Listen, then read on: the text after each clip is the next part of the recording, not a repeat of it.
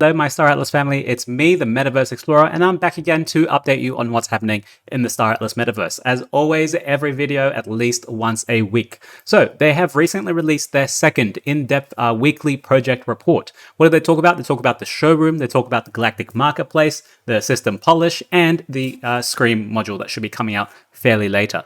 They released it in a kind of how should I say it? Like a report, and I'm going to link it right here. It's the Oni Shadow Ops mission report, and this is what they're trying to do with all of their new updates. They give it in a report format, give you some lore behind it, give you a few characters, and so far we've seen one character twice, WENN, Agent WENN, and because we keep saying, everyone keeps asking for when is this, when is that, so they're going to call him Agent WENN.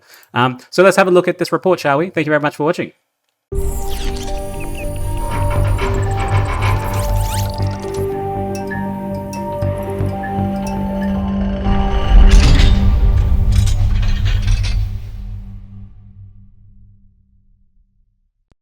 Get right into it. I'm just going to give you a brief outline of this. So this is their second report. It was released only, I think, 6 hours ago or something like that. So it logs the mission of Agent M4 featuring stolen data, negotiation, and classified intel registered in the archives of ATMTA Industries as sensitive information regarding the development of the project of the status of Star Atlas and its various projects. So I don't know if you know, but this is kind of an interactive way for them to tell you about what's happening in the roadmap, what developments they've made in the last week. So we have this as well as the project kind of overarching roadmap, which has just recently been changed, and they aren't going to be making a lot of different changes. And we can just see where the things are, like what stage they're actually up to. I'll get that up very soon, but let's have a look at this Oni report. All right, so I'm not going to read through the entire report. You can read it yourself, but basically we'll go and tell you. I'll give you the short synopsis. It's about a guy that's trying to trade intel to a Jorvik with a Punab who's got a little scar on his face, and it turned out to be a trap. And yeah, it was basically like a conversation in a pub, trading information, and then it was a setup. That's about it. So I ruined the whole thing for you. So let's look at the marketplace. So this is him talking, my lord, beginning of the marketplace. They're about to end the prototyping phase. Remember, there's different phases we talked about, and I'll show you. From what I could gather regarding the blockchain front, their Atlas staking program design is progressing well. So remember, Atlas staking for the marketplace. This should help with some momentum going upwards with the token. They also moved to assist their front-end engineers in prototyping the core user flow, which is going full steam ahead. Awesome. What else? The Scream project is working on finishing the explicit requirements for the core gameplay mechanics. They're still working on it. They haven't finished it, right? Working on finishing it. They've also started prototyping a new program for blockchain architecture while they refine it with the gameplay requirements. In terms of economic developments, they have onboarded the Director of Economy of ATMTA. Now, this is the first time I'm coming across this. I don't know. I'm sure you guys have seen this before, but I did search up ATMTA, and one of the things that came up was a LinkedIn group, right? And you can see ATMTA here. You can look at the people, employees on here, and we can see there's Pablo, there's Michael Wagner, there's Harrison Whitaker. I'm not sure. I'm not familiar with him, and a LinkedIn member. I don't know who that one is. Maybe he's on private or something, but I know they did recently hire their head of economics that they were talking about before. So that's pretty a good thing, you know, that they're able to bring some real world economic functions into the Star Atlas metaverse. And he is going to be working directly on modeling of the gameplay economic loops, which is awesome. We need some really solid financial backing for this game, right?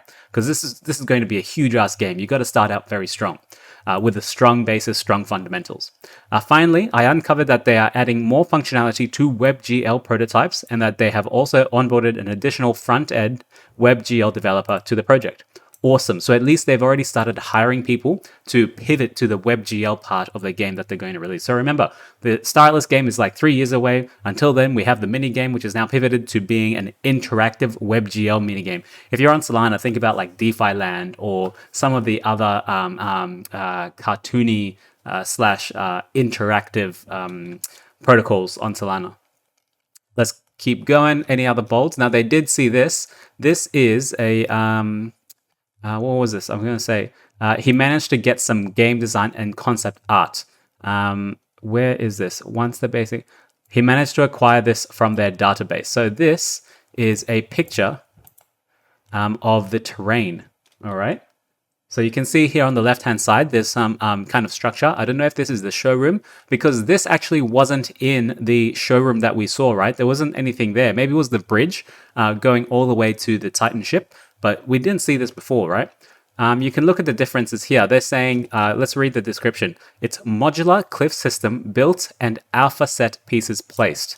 So modular cliff system. So basically you'll be able to take like a section of the cliff, which is a module, and then you'll have another module which looks like another thing. You combine them in this way, you split them around this way, and basically building blocks. You put the modules on top of each other, right? And then you get these different layers. So this would be one module, that would be one module, that would be another, and then this is another module. And then you can change it to look like what you want.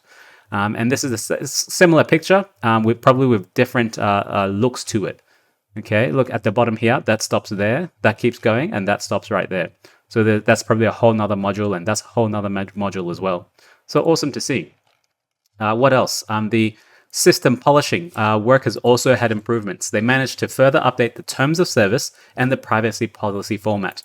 So what they were saying is that every time you log in now, maybe for the first time, you'll have to agree to the terms of service and the privacy policy as well. And they're also making it easy to go on the mobile phones. Is they added endpoints to Galaxy users to enable third parties to access the total circulating supply of Atlas and Polus in real time. Now, I'm not too sure if they actually mean Galaxy users as in Galaxy phone users, and I don't know why they would need to know the total token supply of Atlas and Polus. I just don't know. If you know why this is, then let me know. Let's go on. No other. There's a whole lot of information, right? It's very lore building. So the head of writing is doing a good job, I think.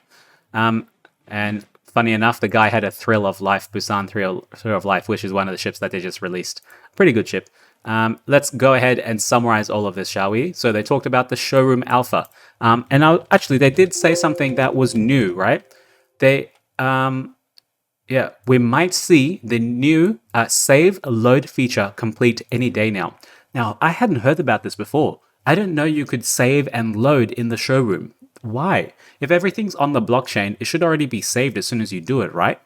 Unless you might be changing things in the showroom module yourself that doesn't sync to the blockchain, right? You'll be able to change the look of it, change where couches go, all of this sort of stuff. But there's no real progression. There's no actual like role-playing game where you can before you go and kill a boss, or before you board the ship or create the ship, you get to save it.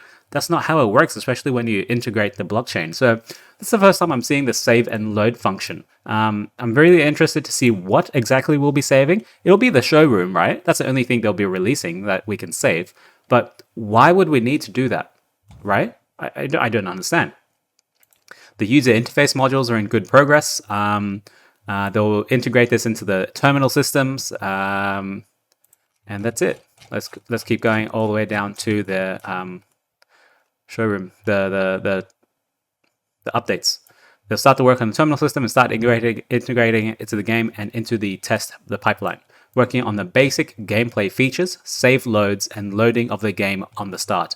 Loading on the game on the start is awesome. I want to see that. I want like a clean loading UI, very small writing, like fading in and out, just beautiful, clean, simplistic. Simplistic is the key, right?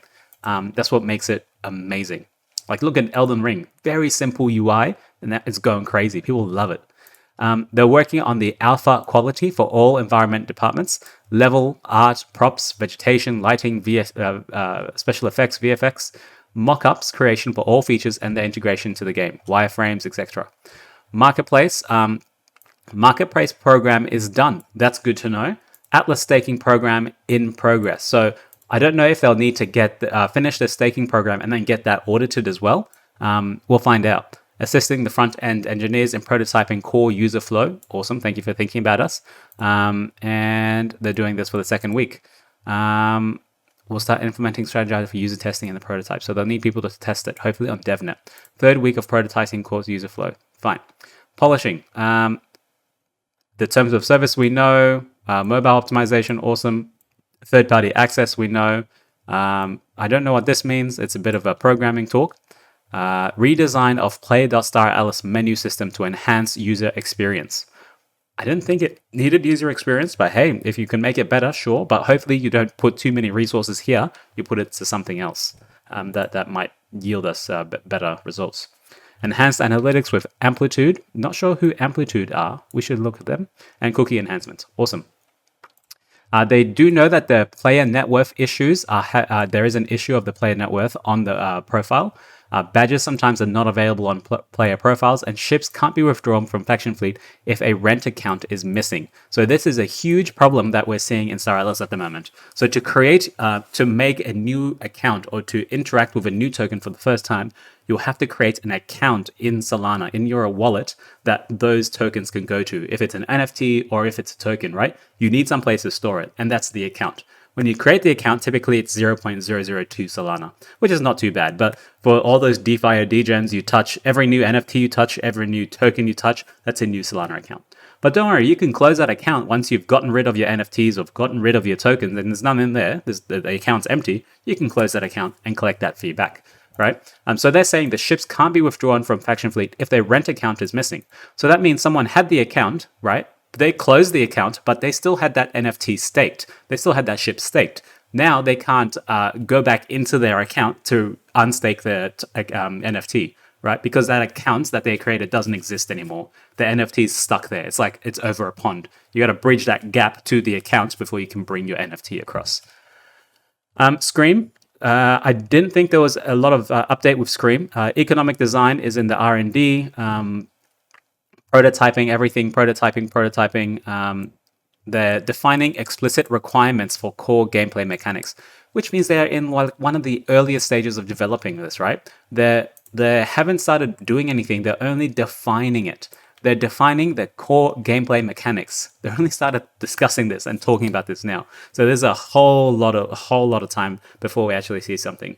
They're continuing to refine the blockchain architecture based on the prototype, starting to further refine user interaction flows on gameplay mechanics, continuing economic modeling of the gameplay loops, onboarding director of economy for the project, adding more functionality to Webgl and the front-end engineer. That's it for now. There aren't any extra updates. They did talk about the DAO, but once again, there's still heaps to go. You know, they still have to do their audits, working on with Atlas staking. Goki and Tribeca audits are ongoing. So still nothing really major, to be honest.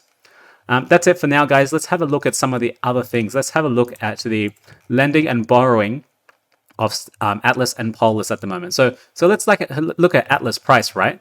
Atlas price has still been trending. It's been going down, to be honest. Like, look at this. It has been going down and declining, but at least it's starting to come up with BTC. It hasn't still decoupled from BTC. So whatever's happening, it's still subject to BTC price, right? And ETH price, the overarching daddy of the crypto market. And you have a look at the Polis DAO as well. You see people bought a whole heap here because they had superior information. They could tell something was happening. And then it's still tapering off now, starting to see a bit of a slowdown. The same with the BTC pricing. Same ratio, same pair. Let's have a look at the Sol end. You can still lend your Atlas at 3.46%, but why do this when you can earn 60% from a ship that has an increased ROI because the MSRP is super low? Polis as well, you can stake this here. Now remember, one of the radium farms is actually finished, so we're not having a whole lot of new Polis coming into the circulation, right? Everyone can earn Atlas, but not a lot of people are actually earning Polis at the moment. So watch this space. I think Polis might start to move away from Atlas a little bit. They might start to diverge because previously they had the same farming rewards.